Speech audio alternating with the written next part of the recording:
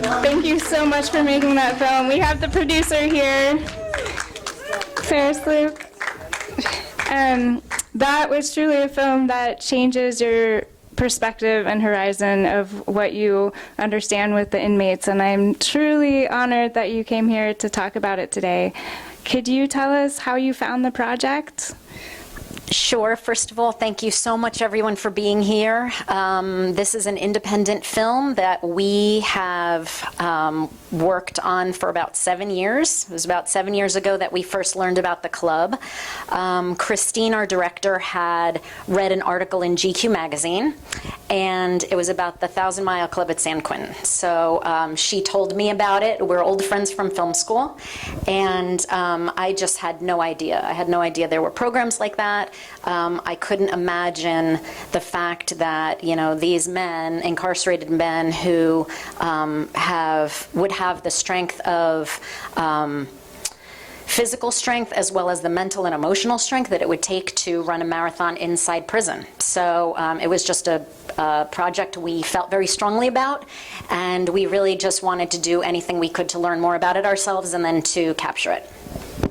I'm so impressed. I mean, even the fact that you guys would hear the story and then also think, like, we can go inside and make this film. I'm so curious about how that was filming inside the prison. It's not easy to film inside a prison, as you can imagine. It was not easy to get the permission. It took about 10 months of trying to navigate the California Department of Corrections. You really don't know who to contact. You leave a lot of messages and people don't call back, and it just took a long time to kind of navigate that matrix. But by the end of it, I think that they realized that Christine, our director's intentions were not to, you know, do some kind of journalistic expose on San Quentin. I think they understood that our intentions were just to tell the story of this club and tell the story from the perspective of the men inside. So they were awesome, actually, and very, you know, cooperative and supportive, and have been ever since. And can you tell us a little bit of, like, the first experience of going in to film?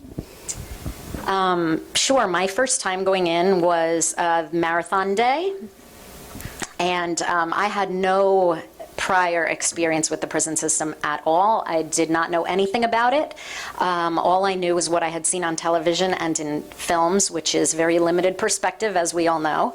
And I have to say I was nervous. I didn't know what it would be like. And when we were there that morning and the first alarm went off, I was really like freaking out because I had no idea what it was or why it was happening. I didn't know what this, you know, what was, something's going on inside the prison. You don't know what that means, you know, and the guys were all taking it pretty, you know, levelly. You know, they deal with it all the time, of course. But I have to say that day became like one of the defining days of my life because we were there many, many hours filming this marathon, as you can imagine. So just being inside and interviewing a lot of the men and, you know, really witnessing what they were doing and the, you know, the magnitude of this experience was really moving. By the end of the day, I had this strange feeling that I didn't want to leave because I knew that that was like a very special moment that I had witnessed, and you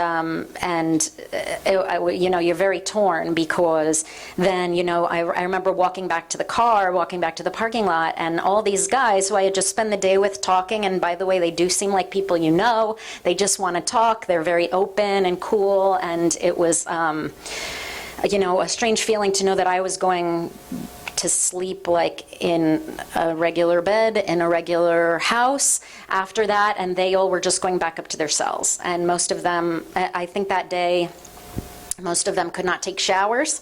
So as you saw Markel taking his bird bath in his cell, like they run a marathon, and, you know, it's just really, really shocking, you know, the circumstances under which they've completed that. So it was a really special day for me. Yeah, that's incredible. Something that struck me was they seem so incredibly positive and motivated. And so I'm curious, when making the film, was that kind of the attitude that you got from them as well, that they wanted to get this story out? Oh, definitely. They had, you know, they were very They were very open from the beginning. You know, I remember Christine, when Christine, the director, was first inside, the very first day she was there, she met Markel, and I remember her telling me how, you know, the guys were, you know, you would expect that maybe there was some level of being guarded at first and that they would be, you know, a little bit reluctant to open up, but they, you know, they were very, I would say, brave in the way they were open about sharing their stories. It was, you know, they do just want to be heard, really. You know, they want to get their, you know, their perspective out there.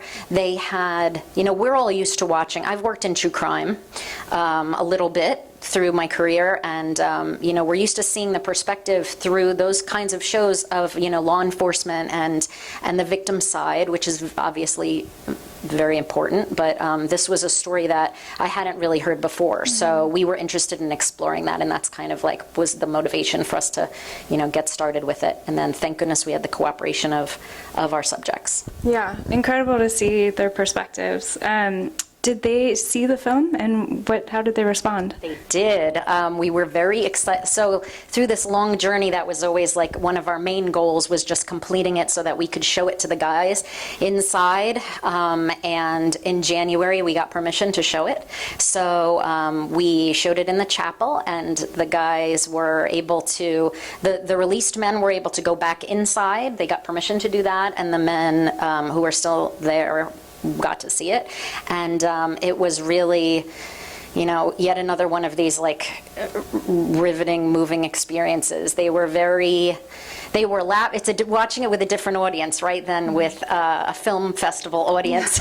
They were basically cracking up through the whole thing, laughing at certain moments that we maybe wouldn't feel comfortable laughing at Rasan while he's like rambling about all the, you know, all his activities, and they just had a really different perspective. Of course, they have the insider's perspective, but they were, you know, what we had heard afterward were, and the men had told us that the conversation about the film really like continued into the cell block. So they felt through watching these stories of these guys sharing their stories, the other guys started to feel like they could open up more.